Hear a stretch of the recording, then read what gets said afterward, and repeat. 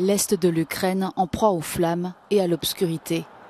Dans la soirée de dimanche, plusieurs régions ont été bombardées, provoquant l'arrêt de 2 centrales électriques et des coupures de courant. Des attaques causées par les Russes, selon le président Volodymyr Zelensky.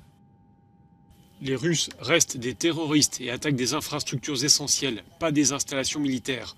Le but est de priver les gens de lumière et de chaleur. Kiev accuse les forces russes de frapper les infrastructures énergétiques en représailles à leur défaite sur le champ de bataille. Car depuis le début de la contre-offensive lancée au début du mois, l'armée ukrainienne affirme avoir repris 3000 km² de territoire.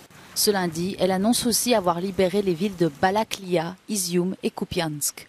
Selon les autorités de la région russe de Belgorod, frontalière de l'Ukraine, des milliers de personnes auraient fui Kharkiv vers la Russie au cours des dernières 24 heures. Il y a aujourd'hui 1342 personnes dans 27 centres d'hébergement temporaire de la région. Nous nous préparons à envoyer des groupes de 500, 200 et 50 personnes dans d'autres régions. Le ministère russe de la Défense a admis ce week-end que la situation était difficile et qu'il regroupait ses forces de Kharkiv dans la région de Donetsk pour concentrer ses efforts militaires aux côtés des séparatistes pro-russes. Un retrait important confirmé sur cette carte de l'état-major russe.